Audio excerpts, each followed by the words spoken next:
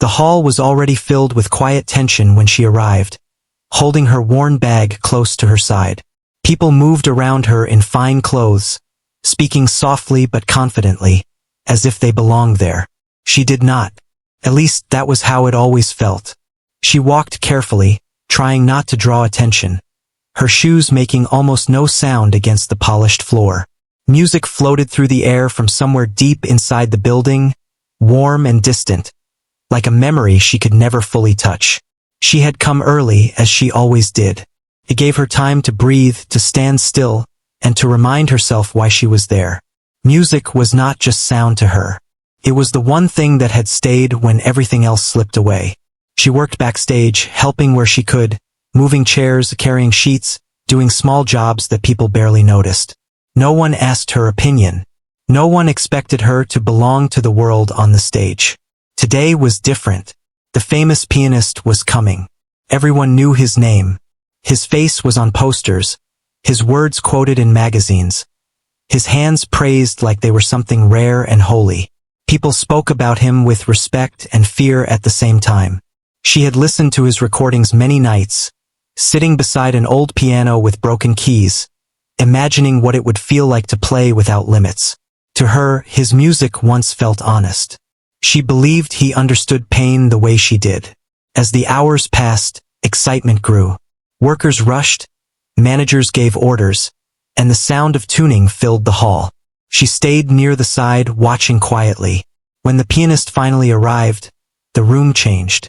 Conversations stopped. Heads turned. He walked in with calm confidence, barely looking around, as if this place already belonged to him. People smiled too quickly, eager to please. She did not plan to speak to him.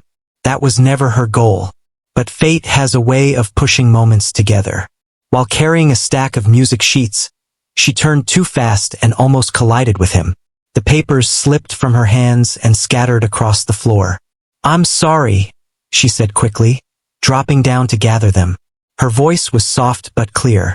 He looked down at her, then at the papers, then away.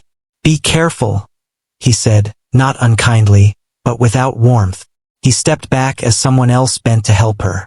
As she picked up the last sheet, she noticed a small mark on the page, a correction written in pencil. It was wrong. The note placement was slightly off. Her fingers paused. Without thinking, she spoke. "There's a small mistake here," she said. "In the second movement." The room seemed to hold its breath.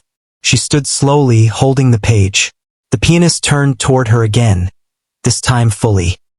He studied her for a moment, from her simple clothes to her tired eyes. "This is the correct version," he said calmly. She swallowed. "I know," she replied, "but the way it's written here changes the feeling. It should fall, not rise. Just slightly." A few people nearby watched, curious and uneasy. The pianist smiled, but it was not a friendly smile. "And how would you know that?" he asked. She hesitated. This was the moment she usually avoided. "I've played it," she said. "Many times." He gave a short laugh. "Everyone plays music," he said. "That doesn't mean they understand it." Her face warmed, but she did not look away. "Music is more than notes," she said quietly. "Sometimes it's about what's missing." The smile faded. His voice stayed polite but firm. "Thank you for your help," he said. "But this is not your concern." Someone gently guided her aside, whispering that she should return to her work. She nodded, handing over the papers. As she walked away, she felt the weight of many eyes on her back. Shame crept into her chest, heavy and familiar. She told herself she should have stayed silent. For the rest of the afternoon, she avoided the main hall. She focused on small tasks, keeping her head down. Still, the moment replayed in her mind.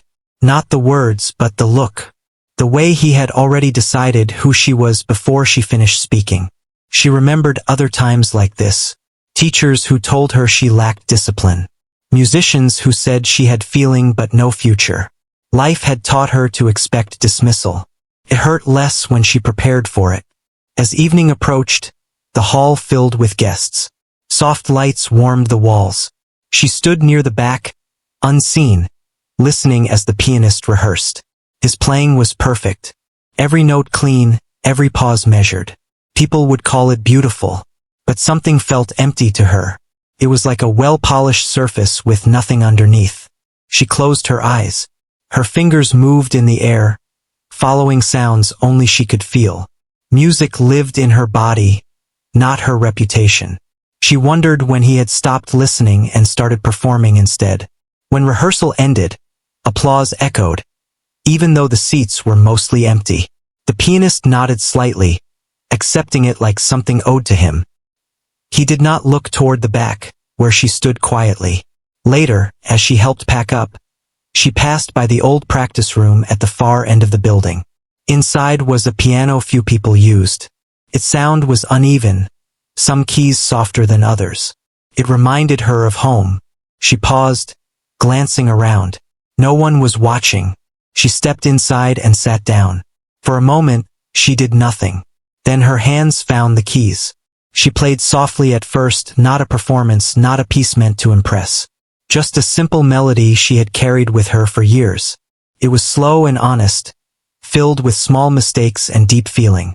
The music echoed gently through the empty hallway, unnoticed by most. She was not trying to prove anything. She was only reminding herself that she existed.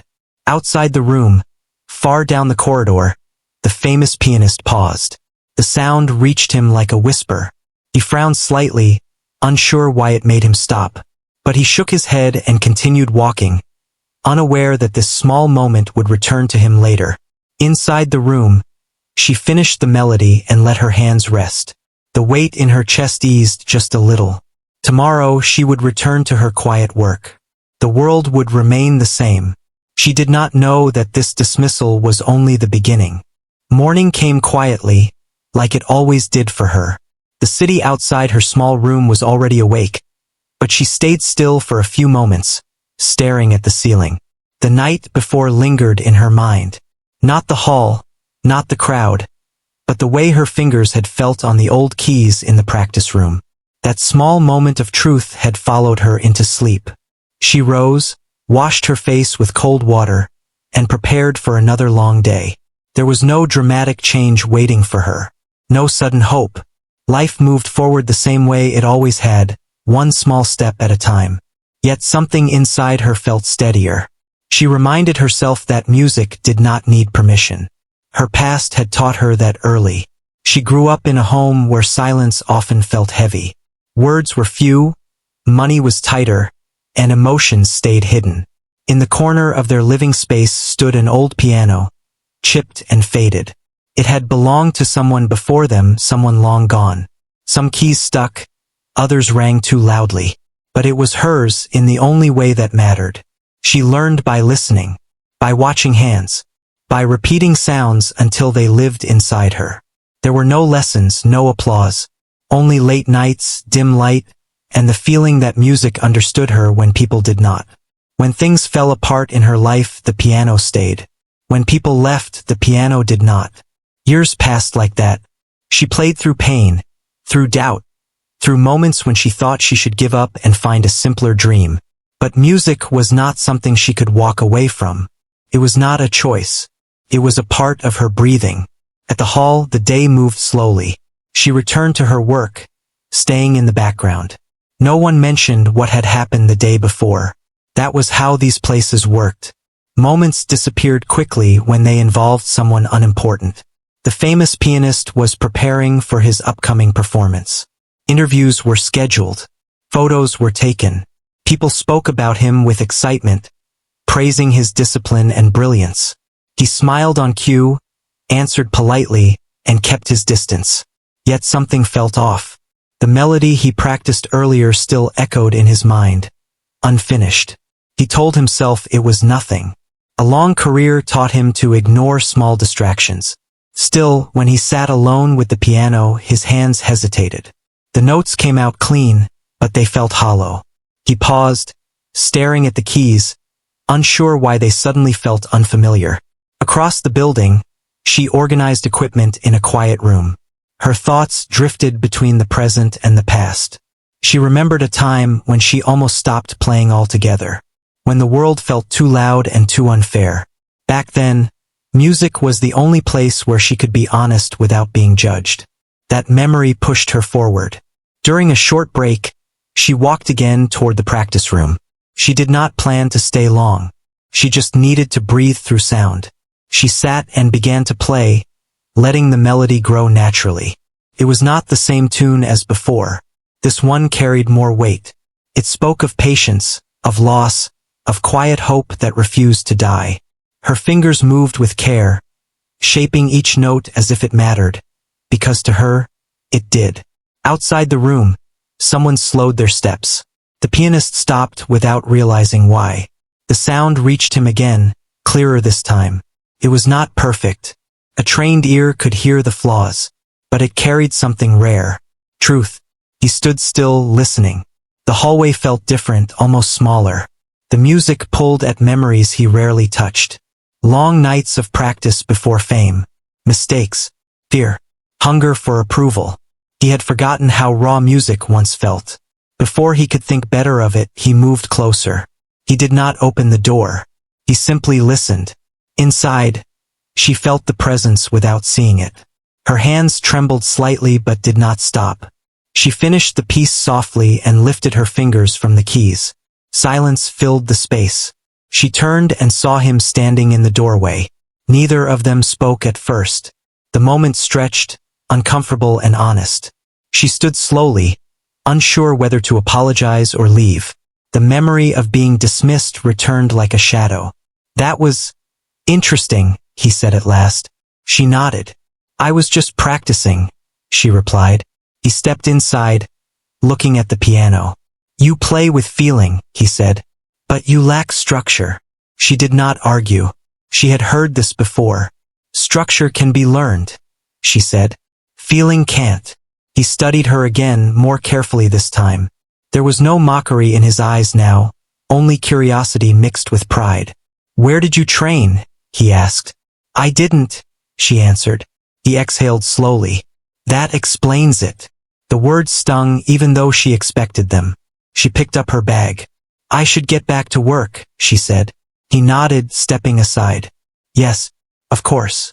As she walked away, he remained in the room, sitting at the piano she had just played. He pressed the keys, trying to repeat the melody he had heard. It slipped away from him. No matter how perfectly he played, it sounded wrong. Later that evening, the hall emptied again.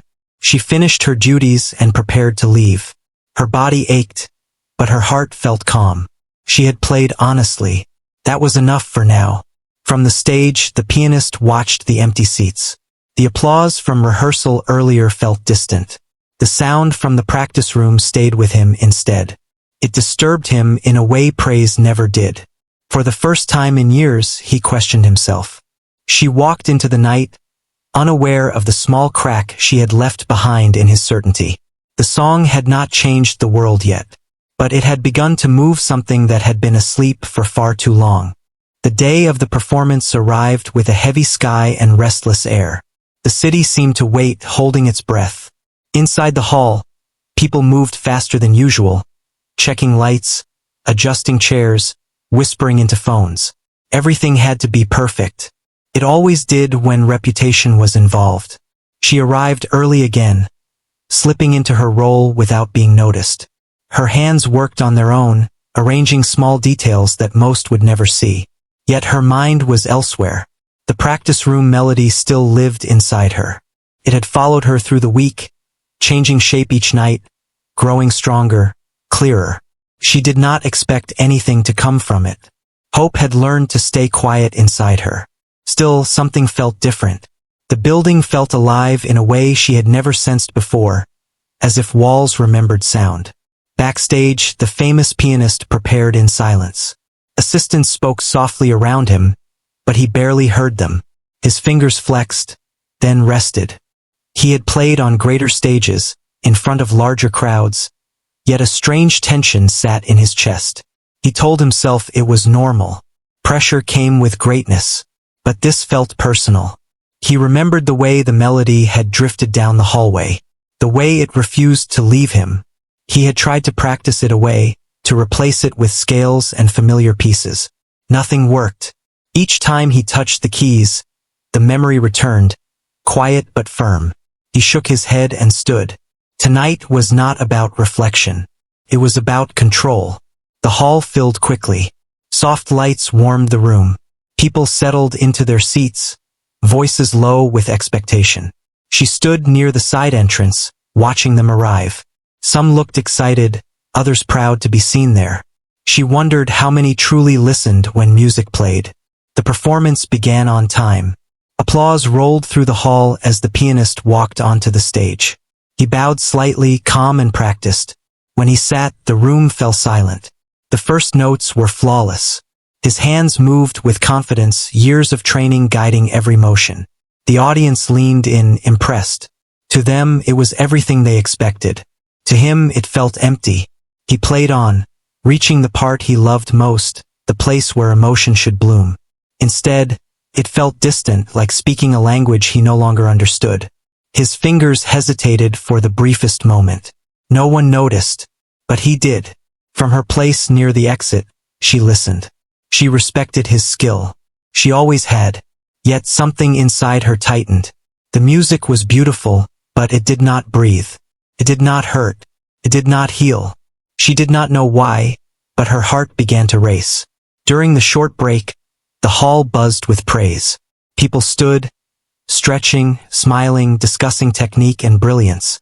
She slipped away, heading toward the practice room without thinking. She only knew she needed space. The room welcomed her like an old friend. She closed the door gently and sat at the piano. Her hands hovered, unsure. She was not meant to play now. This was not her place. Then she remembered all the times she had been told the same thing. She began to play. The melody was not planned. It rose slowly, shaped by everything she had carried for years.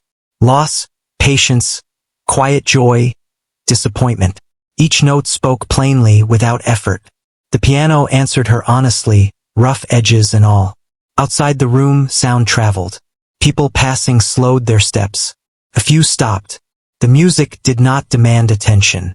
It invited it. Back on stage, the pianist sat alone, preparing to return. He froze when he heard it. His chest tightened. This time, there was no mistaking it. He stood abruptly and walked off stage, ignoring surprised looks. He followed the sound like a thread pulling him forward. The hallway filled with listeners. No one spoke. The music held them still. Inside the room, she felt the shift. She opened her eyes and saw faces near the door, unfamiliar and unsure. Panic flickered, but her hands kept moving. The song asked her to finish. When the final note faded, silence fell heavy and full. The pianist stepped forward. All eyes turned to him. The contrast was sharp. Fame and shadow standing in the same doorway. He looked at her, truly looked, and something in his expression changed. Pride softened into something closer to wonder. "Play it again," he said quietly. She shook her head. "It doesn't work that way," she replied. A small smile touched his lips, not practiced, not public. "You're right," he said. "It doesn't." The audience waited. No one clapped. No one spoke. They sensed something important had happened, even if they did not understand it. He turned to them slowly. "We will continue," he said. "But first, you have heard something rare." He stepped aside, giving her space without touching her. She hesitated, then stood. Her legs trembled, but she did not hide it. She walked past him, past the crowd, and left the room quietly. Later, applause filled the hall again as the performance resumed. The pianist played differently this time. Not perfectly, but honestly. The notes breathed. From outside, she listened one last time before stepping into the night. She did not wait for recognition. She did not need it. Inside the hall, the famous pianist understood something he had forgotten. One song had already changed everything, even if the world had not caught up yet. The night after the performance felt longer than usual. The city lights blurred as she walked home, her mind replaying the sounds she had released and then left behind. She did not regret walking away. Still, something inside her felt exposed, like a door left open by accident. Sleep did not come easily. When it did, it was light and broken. She woke before dawn, listening to the quiet, reminding herself that nothing in her life had truly changed. She would return to work, do what was needed, and remain unseen. That had always been enough. But the building did not feel the same the next day. Whispers followed her through the halls. People looked at her longer than before, not with judgment, but curiosity. Some nodded. Others smiled uncertainly. She kept her head down, focusing on her tasks, pretending not to notice. Attention made her uncomfortable, carried expectations. The famous pianist arrived later than usual. When he did, he walked slower, his expression thoughtful. The applause and praise from the night before had been loud, yet they felt distant to him. What stayed was the memory of that unfinished melody and the way it had cut through his certainty. He asked quietly where she might be. An assistant pointed without asking questions. He found her near the back, organizing cables with steady hands. He watched for a moment before speaking. "You left quickly last night," he said. She stiffened but did not turn. "I had finished my work. That song," he continued, "it changed the way I played." She paused, then faced him. "That wasn't my intention." "I know," he said. "That's why it mattered." Silence stretched between them. This time it was not uncomfortable. It was honest. "You dismissed me," she said finally. Not accusing, just stating a truth. He nodded. "I did. I've lived with that kind of look my whole life," she said. "People decide who you are before you speak." He lowered his gaze.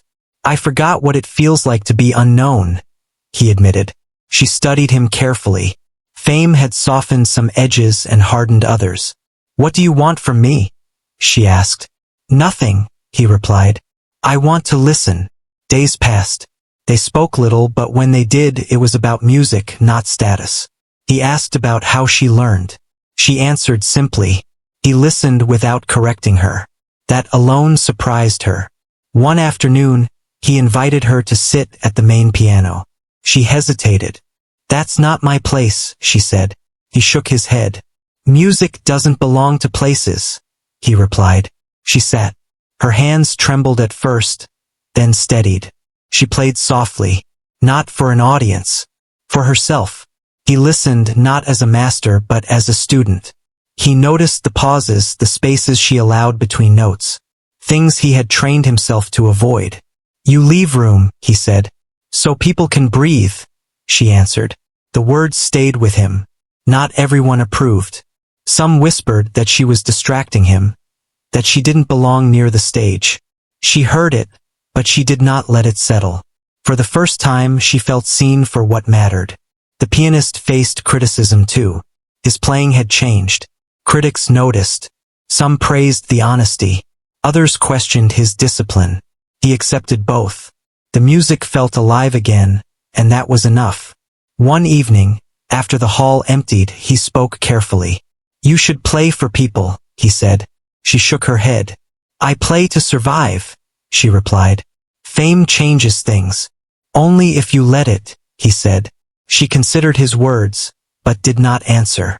That night, she returned to the practice room alone. The piano waited. She played the melody again, letting it change naturally. Felt stronger now, less afraid. Somewhere in the building, the famous pianist listened without interrupting. Both of them understood something had shifted. Respect had replaced judgment. Listening had replaced ego. The world outside did not yet know her name, but it was beginning to hear her voice. The days that followed moved quietly, but nothing felt small anymore. She continued her work as before, arriving early and leaving late. Yet there was a calm strength in her steps. People still whispered, but the tone had changed. It was no longer doubt. It was curiosity mixed with respect. She did not chase attention. When someone thanked her for the music, she nodded and returned to her task. Praise made her uneasy. She had learned to live without it, and part of her feared depending on it now. The famous pianist, however, could not return to the way things were. He practiced differently, slower. He allowed mistakes to sit before correcting them. He listened to the space between notes. For the first time in many years, he felt like he was learning again. One evening, he asked her to stay after the hall closed. "I want to try something," he said. She hesitated. "I don't perform," she reminded him. "I know," he replied. "This isn't a performance." They sat at two pianos facing each other. The room was dim, the lights low and gentle. No audience. No applause waiting. "Play whatever you want," he said. She placed her hands on the keys and began. The melody came slowly, shaped by memory and patience. It was familiar but not fixed. Changed as she played, growing softer, then stronger. He listened, then joined her, not leading, not correcting. Just answering.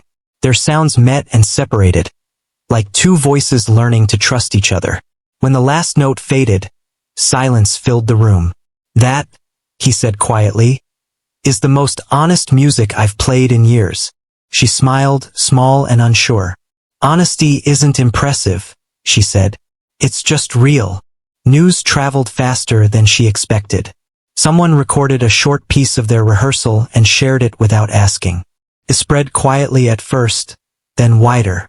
People responded not with noise, but with emotion. They wrote about how the music made them feel seen. She considered leaving before it grew louder. Old habits whispered that disappearing was safer.